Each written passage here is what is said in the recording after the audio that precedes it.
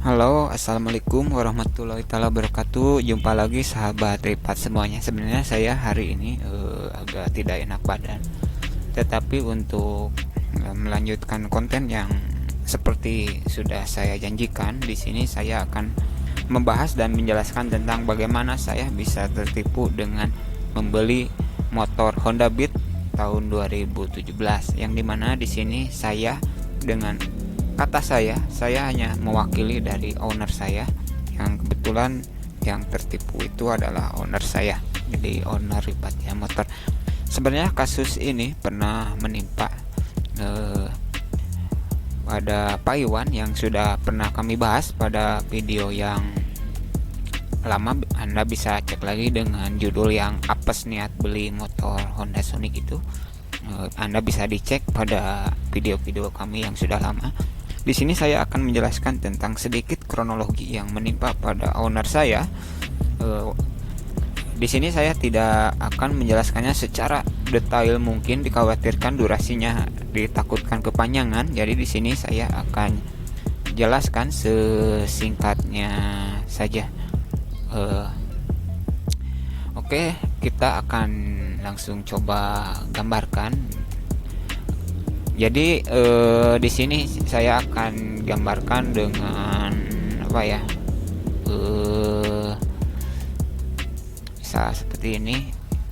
Di sini ada di atas, misalkan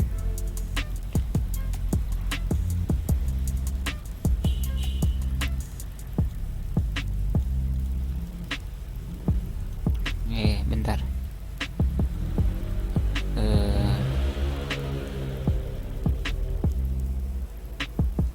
Ya, kira-kira seperti itu, agak susah nih. Kemudian di sini ada satu lagi. Coba gambarkan. Kemudian di sini ada satu. Di sini satu. Oke, di sini saya akan kasih misalkan ini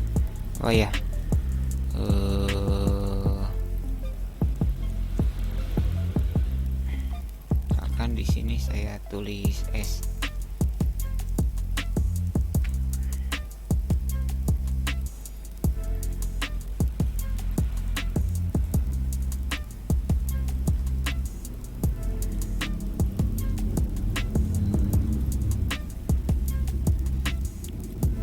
Di luar saja lah, susah ya.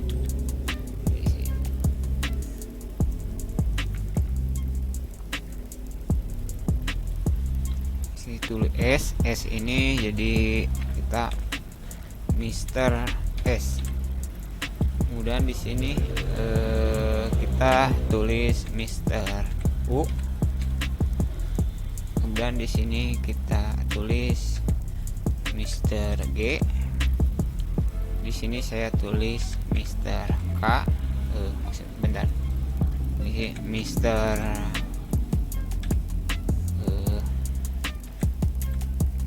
Oke. Di sini saya tulis Mr. K. Jadi alurnya kira-kira seperti ini. Jadi Mr. P ini Mr. penipu, Mr. G itu yang menjual motor ini. Apa ya? Jadi istilahnya ini, bentar.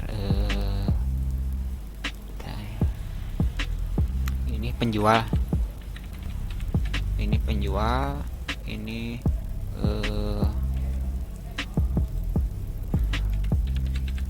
perantara ya, perantara dua. Di sini taruh perantara satu. Di sini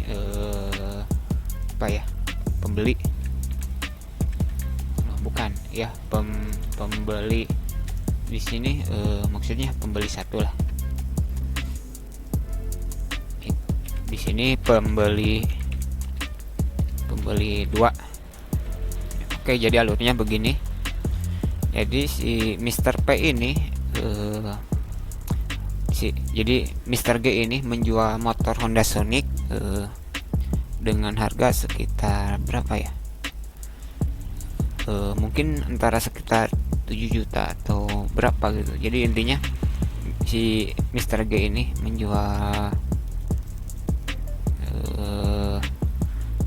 menjual motor di media sosial yang kemudian dilihat oleh si Mr. P, pembeli satu. Mr. P ini penipu, jadi dia menjual motor dengan harga yang murah. Kemudian si Mr. penipu ini membeli ke Mr. G. Kemudian Mr. G jadi si Mr. P ini tidak tahu untuk tidak tahu tempat ini, karena kemungkinan besar si Mr. penipu ini melihat postingan Mr. G di grup Facebook. Kemudian setelah melihat postingan, dia membeli dengan harga yang tinggi. Kemudian dia mungkin entah berapa ini, jadi harganya membeli motor si Mr. P ini pura-pura membeli motor dengan harga yang tinggi. Kemudian si Mr. P ini menghubungi Mr. S. Kemudian dia menjual kembali motor yang di sini ke Mr. S dengan harga yang murah. Jadi dia beli mahal dari sini, kemudian dia menjual lagi dengan harga murah ke Mr. S. Kemudian si Mr. S ini karena bukan penjual motor, jadi Mr. S ini menghubungi ini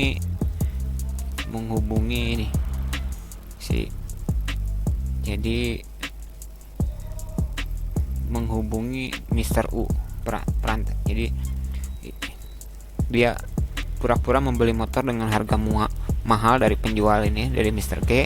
Kemudian menjual kembali ke Mr. S dengan harga yang murah. Kemudian Mr. S ini menghubungi lagi Mr. U, yaitu tentang adanya penjualan motor ini. Jadi kemudian Mr. U ini menawarkan kembali ke Mr. K, Mr. korban, yaitu owner saya. Dan ketika ini terjadi, sebenarnya Mr. K ini korban menghubungi penjual ini, penjual ini, tetapi ya tidak menyebutkan harga jualnya ke Mr. P ini. Jadi Mr. penipu ini itu dengan namanya Pak Rahmat, tetapi itu juga identitasnya asli apakah palsu, saya belum menyelidikinya. Jadi kronologinya seperti itu. Kemudian jadi si penjual ini tidak membocorkan harga belinya ke Mr. K ini. Jadi Mr. G ini karena mendapatkan harga tinggi ini, jadi si penjual ini padahal kenal betul ke Mr. K ini.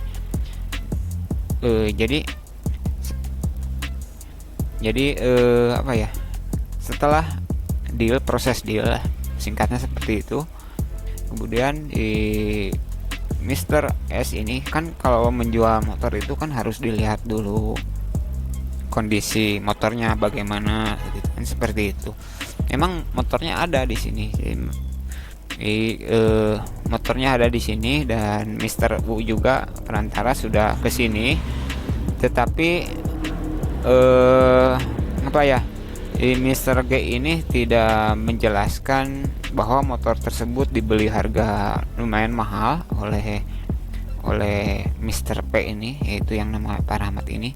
Dia tidak menjelaskan motor tersebut dibeli dengan harga mahal ke Mr. K ini. Jadi ya intinya karena dapat untung besar gitu, jadi nggak mau intinya tidak mau ketahuan gitu kan, kalau Mr. G ini mendapatkan untung penjualan yang besar gitu. Nah, kemudian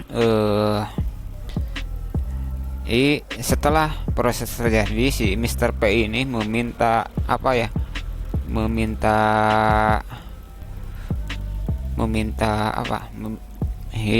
meminta transferan karena seperti ini kita gambarkan biar tak bingung.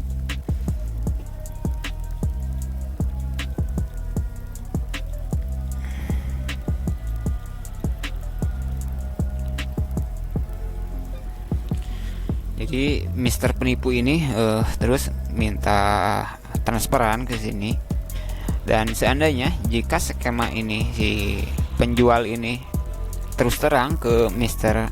K ini, mungkin sudah ketahuan bahwa Mr. G ini sudah ditipu, dan menurut pengakuannya sih kayak rasanya kayak dihipnotis oleh Mr. P ini. Jadi ini tidak ketemu langsung di dunia nyata ya.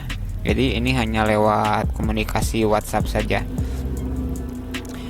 Kemudian yang jadi pertanyaannya, dari mana Mr. P ini mendapatkan informasi tentang motor ini, padahal Mr. G sama Mr. P tidak kenal sama sekali, apalagi sama Mr. S, apalagi sama Mr. U. Jadi Mr. P ini yang mengendalikan perantara 1 dan perantara 2, dan yang mengendalikan penjual. Dan kenapa Mr. K bisa percaya? Mr. K itu yang korban ini bisa percaya dikarenakan sudah kenal baik dengan Mr. G penjual ini, dan sudah kenal baik dengan perantara 1 dan perantara 2. Mungkin kira-kira seperti itu. Karena sudah percaya, jadi dia mau mentransferan ke, jadi dia mentransferkan uang 9 juta ke Mr. P. Begitu. Jadi korban ini mentransferkan uang ke Mr. Penipu, dan dengan konsep ini sebenarnya jual beli ini sudah terjadi, sebenarnya sudah deal. Tetapi setelah uang ditransferkan di sini, baru beberapa kemudian si penjual ini menyebutkan bahwa dia menjual motor ke Paramat ke Mr. P ini. Mr. G ini baru membocorkan tentang, setelah ditanya langsung oleh Mr. korban ini, baru memberitahukan bahwa motor tersebut dibeli dengan harga yang mahal oleh Mr. P. Setelah karena uangnya sudah dikirim, otomatis Mr. K ini kaget dan sudah menjelaskan bahwa itu adalah penipuan. Jadi konsepnya seperti itu, dan emang agak sama dengan kasus Payuan yang sudah saya bahas di video sebelumnya. Tetapi yang bedanya yaitu model konsepnya, skemanya tidak seperti ini. Jadi harap hati-hati jika Anda ingin membeli motor secara online ataupun ingin menjual motor secara online. Jika menemukan konsep skema seperti ini, harus hati-hati, terutama bagi kita para penjual.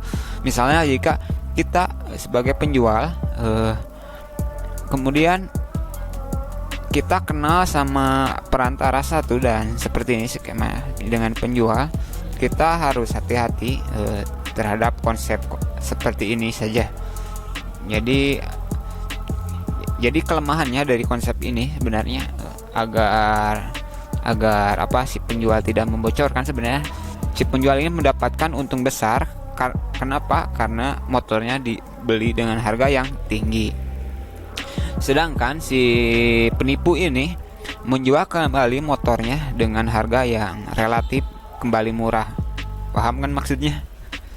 Jadi si penipu ya membeli motor dengan harga tinggi dari penjual, kemudian si penipu ini menjual kembali motor dengan harga yang murah. Jadi seolah-olah si penipu ini mendoktrin, ataupun istilahnya jika si perantara 2 ini ketemu langsung ke sini, mungkin si penipu ini memberitahukan untuk tidak membocorkan, jadi memberitahukan ke penjual untuk tidak membocorkan harga aslinya yang dibeli oleh si Mister Penipu ini.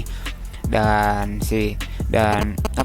Mister K ini, korban ini menyuruh ini untuk mengambil STNK dan BPKB di penjual ini, tetapi setelah sebelum uang ditransfer, memang harga penjualan motor dari penjual ini ke sini ini tidak bocor, itu dibeli dengan harga tinggi padahal dia jual kembali dengan harga standar. Akhirnya setelah uang ditransfer dan kemungkinan si penipu ini karena memang tidak mentransfer kembali ke sini, ya namanya juga niat penipu, baru Mister Korban ini menanyakan berapa sebenarnya harga motor dijual. Dan setelah tahu harga motornya dijual ke Mister Penipu ini, baru Mister Korban ini kaget, wah kamu ini tertipu, mungkin gitu ya. Kenapa owner saya ini bisa tertipu? Karena dia sudah percaya ke penjual ini dan sudah kenal baik. Bahkan setelah kasus ini antara perantara dua dan penjual ini, sore harinya emang langsung dimusyawarahkan tentang bagaimana penyelesaian kasus ini. Jadi pada dasarnya ini ada pengendali dari si penipu ini untuk tidak mungkin memberitahukan ke penjual untuk tidak membocorkan harga belinya ke perantara maupun ke korban ini. Dan korban ini sudah mengenal baik dengan perantara 1, perantara 2 dan penjual ini. Jadi konsepnya seperti itu. Jadi bagaimana tidak tertipu, karena korban ini sudah sangat percaya sekali karena kendaraannya ada di tempat, dan bahkan untuk surat-suratnya dan BPKB-nya sudah diambil oleh korban ini sebenarnya. Jadi antara perantara dan penjual ini yang dikendalikan oleh si penipu ini. Jadi konsepnya seperti ini, agar bisa dipahami oleh kita semuanya. Si penjual posting barang di grup, lalu si penipu ini pura-pura ingin membeli motornya dengan harga, misalnya si penjual ini menjual motor harga 7 juta, kemudian si penipu ini membeli motor dengan harga 10 juta atau 11 juta mungkin ya. Kemudian si penipu ini menjual kembali motor dengan harga yang murah ke sini gitu, maksudnya seperti itu. Dan setelah motor dijual lagi ke perantara 1, karena perantara 1 bukan showroom motor ya, jadi ada saja gitu. Ini si perantara 1 ini, kemudian si perantara 1 memberitahukan bahwa ada motor yang dijual dengan harga yang murah dari Mister P penipu ini. Baru si Mister U ini, perantara 2, menghubungi Mister Korban. Jadi konsepnya seperti itu. Dan setelah terjadi proses jual beli, sebenarnya proses jual belinya sudah terjadi dan sudah deal, baru si penjual ini tidak mendapatkan konfirmasi bahwa dia tidak mendapatkan uang hasil penjualan seperti yang sudah dijanjikan dengan harga tinggi dari sini. Baru karena kunjung lama, mungkin hampir 1 jam kunjung lama, uangnya tidak masuk dari sini, sedangkan Mister K ini sudah transfer ke sini. Baru Mister Korban ini nanyakan, jadi memaksa untuk memberitahu berapa uangnya, berapa harga motor yang dijual. Setelah dikasih tahu, baru Mister K ini tahu gitu, langsung tahu bahwa kamu sudah tertipu ya, begitu ya. Jadi intinya si penjual ini mungkin disuruh tutup mulut untuk tidak membocorkan harga beli dari sini. Jadi harap hati-hati untuk konsep-konsep seperti itu, terutama untuk kedepannya. Mungkin itu saja dulu apa yang sudah bisa saya sampaikan pada kesempatan kali ini. Semoga bermanfaat dan mohon maaf jika masih banyak kekurangan dari video ini. Dan assalamualaikum warahmatullahi wabarakatuh, dan bye bye.